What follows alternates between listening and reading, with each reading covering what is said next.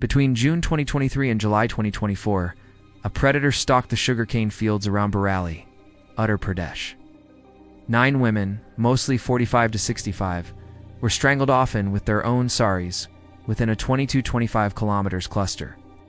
Police launched an unprecedented manhunt, Operation Talish, sweeping 1,500 CCTV feeds and screening 1.5 lakh phones before arresting 35-year-old Kuldbep Kumar Gangwar on August 8, 2024. He confessed to 6 murders. Police link him to 3 more. Welcome back to Silent Conspiracy. I picture this. Late morning sun beating over the cane, a narrow footpath, and the quiet confidence of routine. A woman walks alone, sari tucked tight, thinking about lunch and bank slips, not monsters. 10 meters in, the world disappears. The cane swallows sound. And somewhere inside that green cathedral, a right-handed killer ties a knot to the left hand, vanishes before the wind can remember his face. For 14 months, Bareilly lived with a ghost who didn't knock at doors, didn't leave tire marks, didn't even carry a phone. He hunted in broad daylight, left bodies in tall crops, and collected bindas and lipsticks like medals.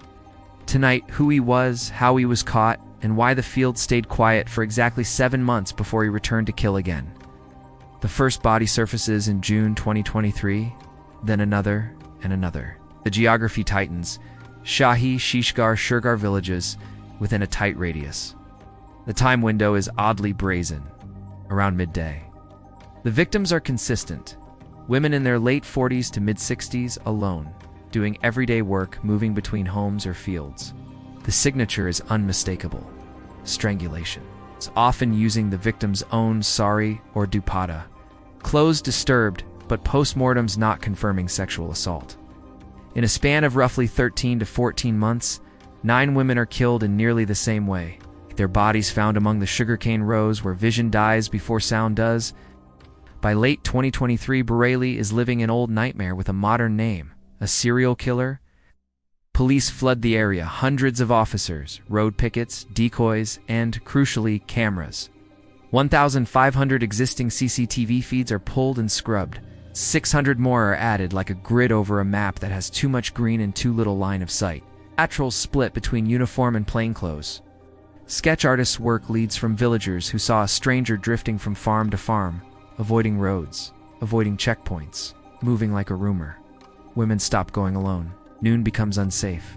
Fields, the most ordinary part of life, turn into a maze that swallows mothers and aunts and neighbors. The fields aren't background, they're method. A sugarcane crop stands tall and dense. 10 to 15 meters inside, the world disappears. No vehicles, no cameras, no witnesses. Just a man who understands that if the body is left a few paces off the path, the village will walk right by its own grief. This is why the murders cluster around Cain, and why a 7-month silence follows the 8th killing, the harvest. From December 2023 to June 2024, as stalks come down, so does the killer's cover. Then, in early July 2024, when the cane rises again, so does he. A 46-year-old woman sets out to walk 3 kilometers from her mother's house. By evening, her husband is led to a field. The signature is backhand with it, the machine of a manhunt that now has a name. Operation Talish isn't a press release. It's 22 coordinated teams, a district-wide lattice of cameras, decoy deployments, and behavioral profiling. Police review over 1,500 CCTV feeds, install roughly 600 new units across a 25 kilometers belt, and screen data from 1.5 lakh mobile phones for patterns. Female officers pose as field workers on lonely stretches. Teams study similar cases in other states and sit down with clinical psychologists to sketch the mind that would do this. A person who hates women, targets an age that resembles an unresolved grudge, and uses opportunity, not transport, as the main weapon. A familiar detail in true crime, the break comes where people talk. A tip leads police to a man whose routine matches the rumor, walking farm to farm, avoiding roads, sometimes seen chatting briefly with groups of women. Then, sketches go public. Within a day, a suspect forms out of the air like a face in a crowd you realize you've seen 3 times. On August 8, 2024, near the banks of the Mathia, a man is detained. He is calm. He fits the sketches. He knows the paths, can lead officers to the fields where the bodies were found. His name, Kuldeep Kumar Gangwar, 35, from Nawabganj, with relatives across 3 nearby villages exactly where the map blurs into roads he didn't take. Police say Kuldeep confesses to 6 murders. They link him to 3 more by method and circumstance. They recover personal items, identity cards, cosmetics kept as trophies that let a killer relive victory without returning to the scene. The profile clicks: childhood trauma, a wife who left, aggression, substance use, a taste for control. The method also clicks. He approaches solitary women, makes sexual advances. When rebuffed, rage snaps into strangulation with their own clothing. He has meticulously low-techno phone on him, no vehicle to trace, just feet, paths, and cover. But a separate story bursts online. One of the police sketches released a day earlier appears eerily identical to his arrest. Photo creases on a gray shirt, even the shadow on the neck. Is the sketch based on surveillance grabs? Did police have him earlier? The resemblance becomes a Rorschach test. For some, a sign of sharp investigation. For others, a reason to doubt timing. The case holds regardless. Confession statements, recoveries, guided visits to scenes, and a behavioral through line that ties 9 deaths into a single, terrible rope. Map it and the cadence chills. 3 killings in June 2023, 1 in July, 1 in August, 1 in October, 2 in late November, then nothing December through June, while Kane is cut. On July 2nd, 2024, the 9th victim appears in a field, and every fear returns at once. The murders cluster around midday in fields within 20 to 25 kilometers and target women old enough to echo a stepmother in memory. The knots on the ligature lean left-right hand tie, practiced and quick. Clothing is disturbed, but medical reports do not confirm sexual assault. It reads like a predator who wants control, not conquest. Humiliation, not intercourse. Trophies, not partners. Investigators sketch a life that calcified into hatred. Kuldeep's father remarries while his mother is alive. Domestic violence follows. Rage learns a shape and a target. Years later, Kuldeep marries, and the pattern repeats: abuse, then abandonment as his wife leaves. He drifts between villages where he has kin, owns land, uses substances, and learns the terrain the way a hunter learns the habits of deer. He moves without phones, avoids roads with checkpoints, and picks victims who are precisely alone. When women notice him tailing, he peels off and returns another day. He laughs at cameras because he knows where they aren't. He trusts the cane more than steel. Large investigations fail without small truths. Operation Talish scales, Bread Sea, CTV, phone grids, decoys but closes with proximity, patterns noted by locals, sightings of a stranger with no obvious purpose, a man who never takes the road when a field will do.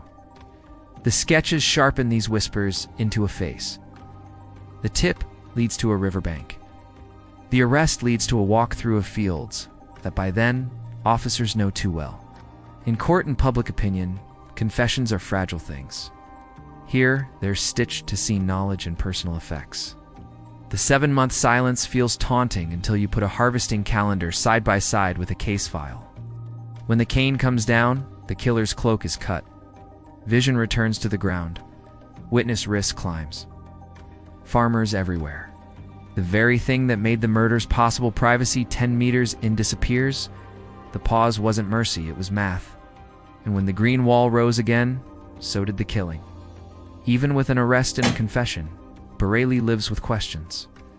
Were there any unlinked cases that share the MO just outside the radius? Pattern offenders don't always respect police station borders. How did postmortems distinguish between sexual assault attempts and staged dishevelment across all victims? The public line was no confirmation, but injuries varied. Could surveillance expansion earlier have prevented later victims? Or did the terrain make this the nearest possible best? What's the evidentiary weight of the identical-looking sketch? Based on surveillance stills, why wasn't that transparent to avoid erosion of public trust? How will courts parse confession versus corroboration? In recoveries, scene knowledge and behavior profile will matter more than any viral comparison image. 9 women left homes and never returned. Their names do not trend. Their work does not leave reels. They carried lunch, water, bank slips, or simply the habit of a life in fields. The fear changed how villages moved, how mothers taught daughters to walk, how noon felt like night. And when the arrest came, relief arrived, braided with something harsher. The knowledge that for a year, a man walked among them like a rumor and turned the most ordinary act, walking to a field, into Russian roulette. Terrain as tactic. Sugarcane, not city alleys, shaped the MO. This wasn't random, it was agricultural criminology. Low-tech is lethal. No phones, no vehicles, no digital dust, only footsteps and familiarity. Modern policing met a pre-digital predator. Community memory is evidence. The stranger who avoids roads, the man seen loitering near women working, those anecdotes, multiplied and mapped, become the net. On August 8th, 2024, near Mathias riverbank, a man is led away. He will show officers where he killed. He will talk about a stepmother, a wife, about rage turned ritual. He will own up to 6 murders. Cops will tie him to 3 more. The fear that clung to paths between cane rows begins to loosen its grip. And still, the fields keep their secrets, the precise moments when a routine became a death. The words spoken in those last seconds, the thought that crossed a mind before the knot tightened leftward. Drop your thoughts below respectfully. Behind every theory are families who got answers too late. If this deep dive kept you in the rows till the end, like the video, subscribe to Silent Conspiracy and ring the bell. Next time, we'll follow another trail where method collides with mythware. A missing footprint matters more than 1,000 words. Until then, stay curious, stay cautious, and remember, some killers choose the dark. Others grow it.